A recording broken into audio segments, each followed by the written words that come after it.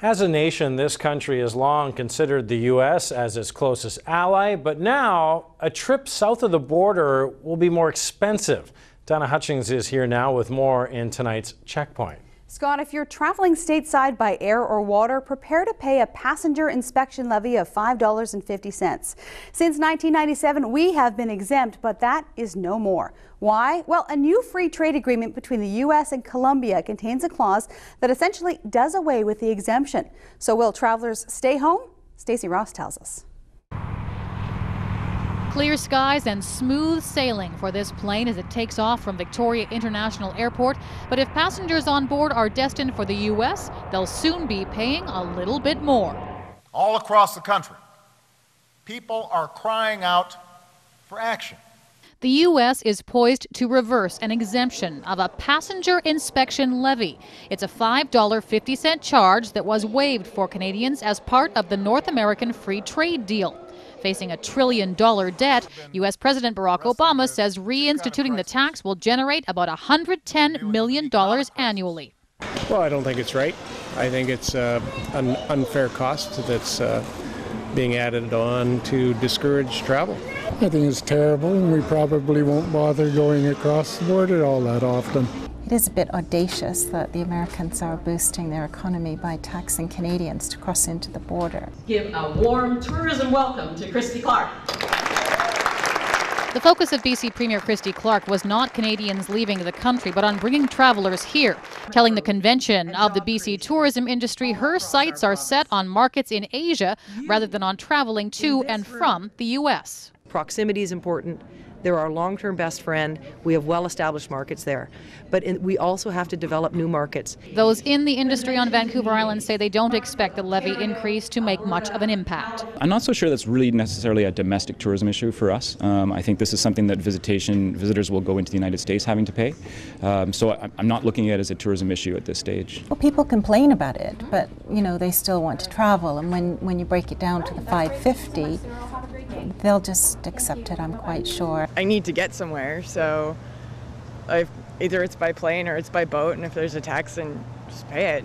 It probably wouldn't make a difference. I mean, it's a bit cheaper to fly from Seattle anyways, right? So that's usually what I do, so $5 more is probably not a big deal. The charge will affect only those travelers headed to the U.S. by sea or by air. The increase is expected to take effect in the next 2 weeks. And our checkpoint question tonight, what do you think of the plan to impose a $5.50 surcharge on Canadian travelers heading to the United States? You can tweet us at CHEK News on Facebook at facebook.com/CHEK News or email checkpoint@cheknews.ca.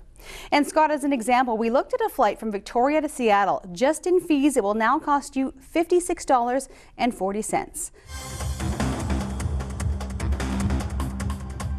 Scott, how much are we now going to pay in fees to travel to the U.S.? Well, let's break it down using a flight from Victoria to Honolulu as an example. We already pay $5.64 for the U.S. plant inspection fee, $5.64 for the U.S. customs fee. There's an air traveler security fee of $25.91 and $7.17 for a U.S. immigration user fee.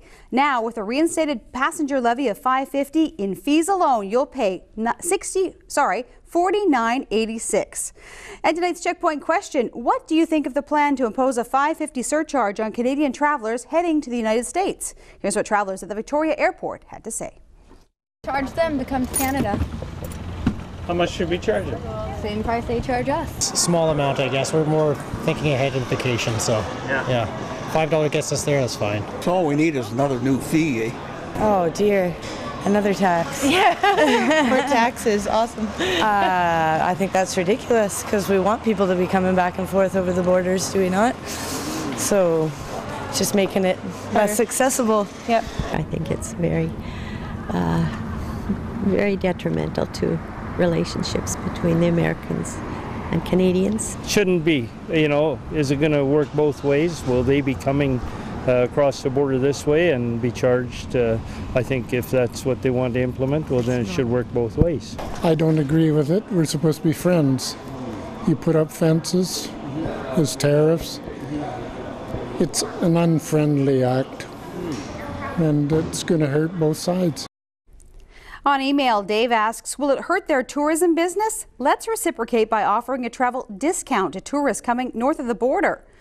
Ethel Rose says if we're traveling to the U.S., aren't we already showing supporting their economy somehow by buying gas, groceries, clothing, concerts, sporting events, or whatever people travel across the border for? And BMEC on Twitter says if the shoe was on the other foot and we were charging them, we would never hear the end of it, using us to pay off their debt. Also, Angie Fournier says, fine with me as long as we charge them $6.50 to come here.